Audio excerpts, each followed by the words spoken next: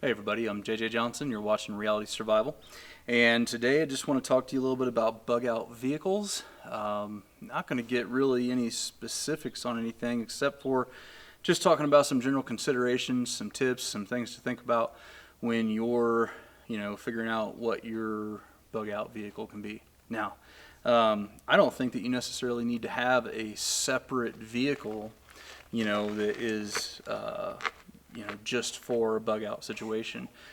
For me, my bug out vehicle is my daily driving pickup truck. And I think that's probably where most people are, in their budgeting situation and all that kind of stuff. I mean, we do have an old project truck that we've got back here that's like an 1880 GMC, but that's a long ways from being roadworthy. So, the most likely situation would be that I would drive my vehicle if we ever had to leave our house. Now, as you guys know, if you've watched the channel for a while, I don't believe that bugging out is, for me, in a rural type setting like I live, is a very likely scenario. Like, I'm going to stay here, unless it's become so dangerous here that I absolutely have to leave. But somebody who lives in a very urban setting in a big city, you might need to leave a lot sooner because it could get a lot more dangerous there a lot faster. So it really depends on your situation. But the first thing I wanted to talk about is that, bug out vehicles can be any number of different things. It could be a truck, and we'll talk a little bit about that and some of those, characteristics you might want to have in that. It could be just an ATV. This is an old ATV. It's a 1996 Polaris Sportsman. I bought it from a neighbor for like $1,200. Put a new set of tires on it, and it's done really, really well. It does need some work on the brakes, but other than that, it's pretty fine, and it runs good. It pulls a lot. I can pull my 5x8 utility trailer, which we'll take a look at in a little bit over here, full of gear, with it, and it'll go all day, So it could be some situation like that, it just really depends on, again, what your situation is, where you're at, and all those kinds of things. It could even be some different things, like, let me change the camera angle a little bit over here. We have some different toys for the kids out here, a go-kart and an old dirt bike, an old quad sport, and these little Coleman mini bikes. And that Coleman mini bike, I tell you what, I think they only cost like $300 or something like that, and they're actually pretty cool. You can get them with racks on them, and I'll give you a little better look at it.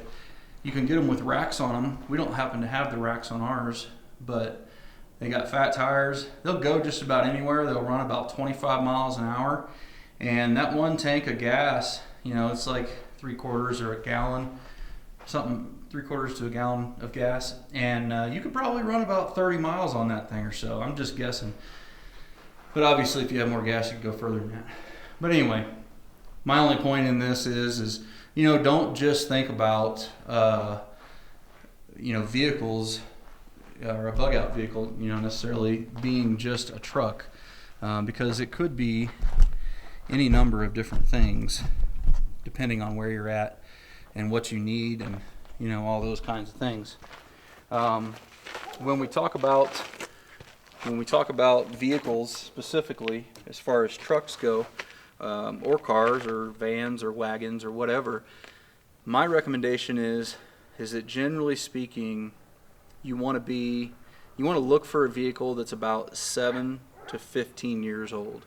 Why do I say that? Well, the reason I say that is because I've talked to 3 different parts managers at the big auto parts stores, and they say that the year of parts that they have most available in their stores and on the market in general is between that 7 to 15 year point. For me, it's also the best for financial wise, because this is a 2010 and it's 2018 now. And I was able to get a pretty good deal on it, because it's old enough that you can get a better price on them and all that, but it still didn't have very high miles. It still only got like I think it had 76,000 miles on it when I got it. So, you know, that year time frame is when I think you can probably get the best deal on vehicles, you know, and it's a lot easier to pay cash for them and stuff like that too. Let's see here, some of the other considerations that you want to have. Let me kind of take you around the truck. As far as color goes, my recommendation is to always have, you want to try to get some sort of a subdued color or a darker color, something that is a little bit harder to tell exactly what color it is. So, you know, like your tans, your browns, greens, dark blues, you know, those kind of things, like we're in different light, they kind of look different colors. Those are the kind of colors that are going to be the best, because it's the most difficult, well, A, because they're more of a subdued color, but B, it's also more difficult to call those colors, you know, from maybe a checkpoint or a roadblock or something along those lines with certainty. If you have a yellow vehicle or a red vehicle or a white vehicle or a black vehicle or whatever, those colors are solid colors and they're easy to transfer information from one person to the next. You know, hey, you're looking for this color vehicle or whatever. So any confusion that you can add in there, to me, is probably just a good thing. The other thing that I personally like to do, like on my vehicles, is I don't have any stickers, any, you know, NRA, pro Second Amendment, don't tread on me, you know, I don't have any stickers or anything like that on my vehicles at all. I try to keep it pretty, you know, just kind of gray man, if you will. Additionally, I do like to have plenty of ground clearance, and so I put a leveling kit on this one, just a 2.5 inch leveling kit on the front, and then I put 33 inch tires on it, and that's it.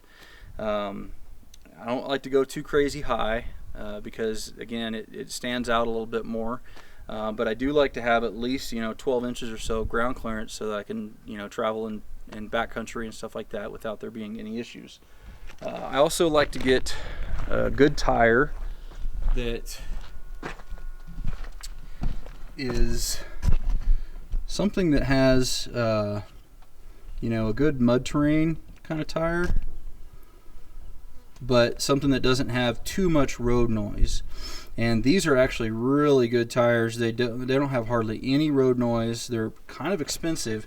They are the Cooper Discover ST Max, and they've got good tread on them. They do good in the mud, and they have low amount of road noise. The reason I say you want low road noise is because you can hear a truck coming miles away, literally way before you can hear the motor. You can hear the tires on some of the really overly aggressive tires. But I recommend, you know, definitely a good all-terrain tire. And if you can't get it, you know, if you want something a little more aggressive, at least like a mud terrain is probably even better. But you don't want to get like a super swamper or something that's extremely noisy, because that's just not gonna, it's gonna give you away a little bit too soon. One thing I would like to do on mine is I would like to put a like a winch bumper across the front. I'd also like to see about adding like a light bar in that center space right there. I think that would be pretty cool. But other than that, I don't go too crazy on everything. I do put a toolbox in here. This is just a toolbox that I got from my local Tractor Supply.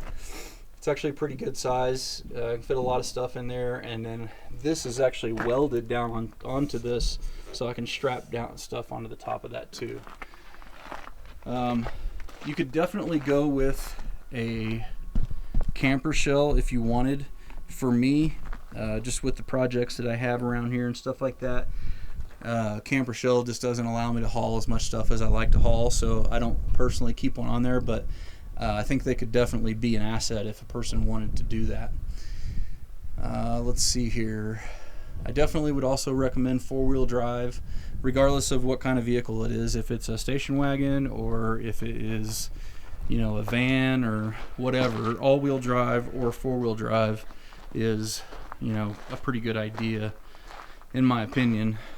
to have on your vehicle. It's just going to help you be able to get around better and all that kind of stuff.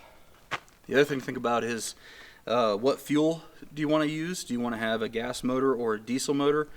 I recommend that most people probably would want to have a gas motor because of availability. You're going to be able to find that in more places, a little bit more readily available.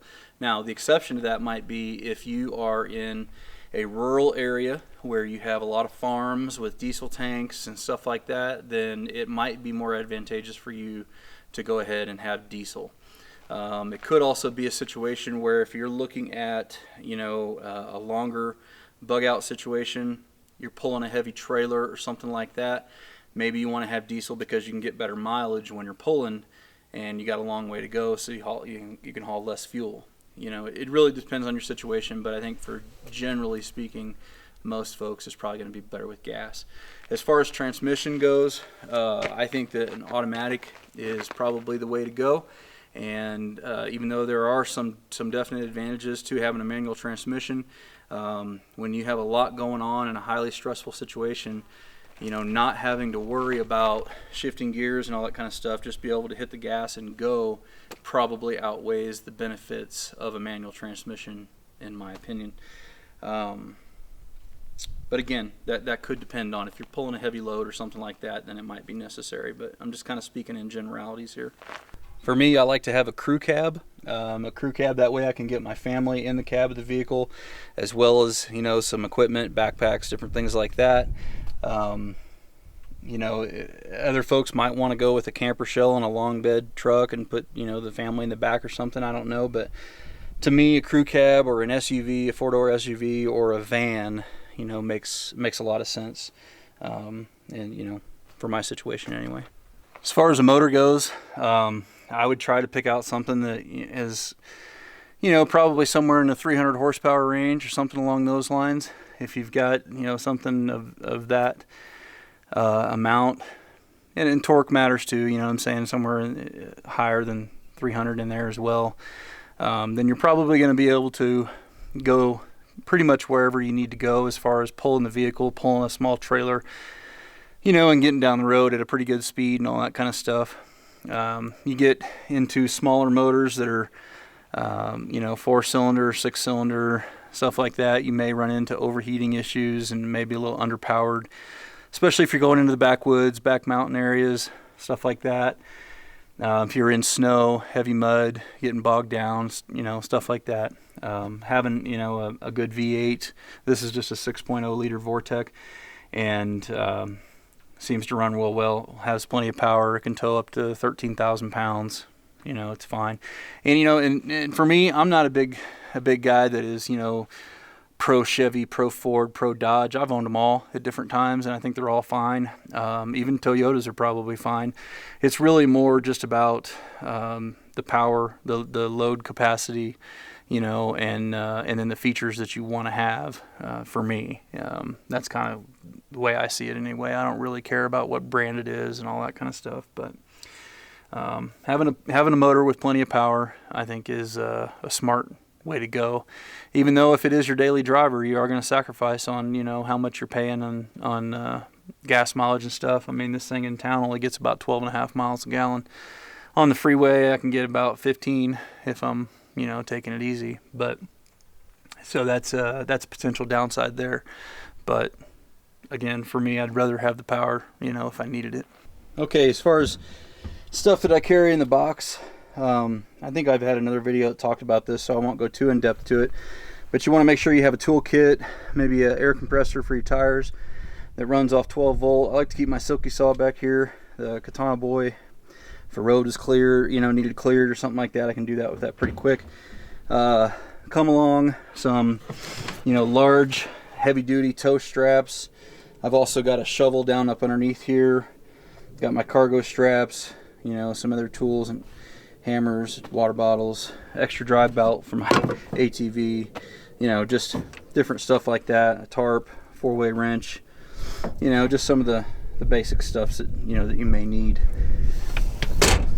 And as I mentioned before, you want to go ahead and have a receiver hitch so that you can pull a trailer, because to me it doesn't make any sense that you would want to leave your house and have to leave, you know, a bunch of stuff behind. The more you can take with you, the more that makes sense, in my opinion. Okay, so this is a little 5x8 trailer that I've got. I put some sides on it. I also recommend having a couple of spare tires mounted to each side, because these tires, you know, aren't the greatest, especially if they got a heavy load on them. You can also put a toolbox up here, which I haven't done yet, but I probably will. But you know, this is, I can get a lot of stuff in here. I'll try to throw a picture in here of our last camping trip when it was all loaded down. You'd be surprised how much stuff you can pack on a trailer like this. And one of those enclosed trailers, you know, like a box trailer, those are even better. You know, you can set up bunk beds and stuff in there, put an air conditioning unit on top of it. Those make a great option as well.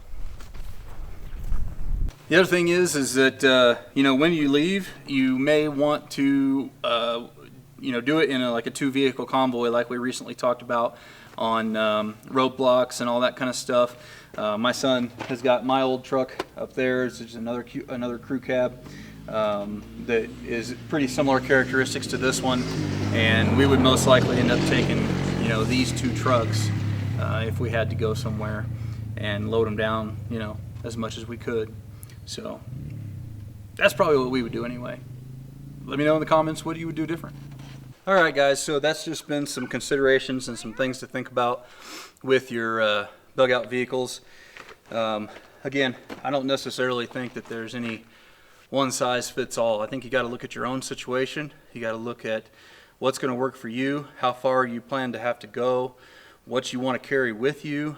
You know, take all those factors, you know, into mind when you're making that decision, and then, you know, put something together that's going to work best for you. The other thing is it's not a bad idea to try to layer. It's not a bad idea to try to layer vehicles.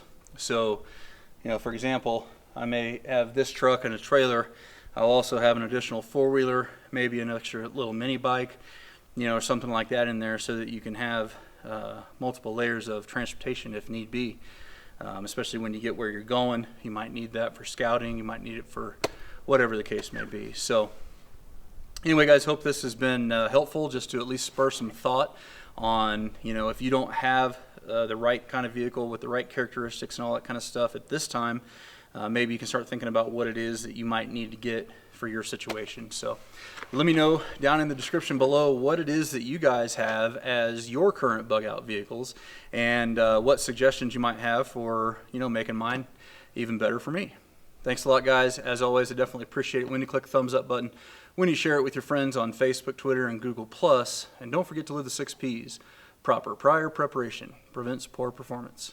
Stay safe, guys.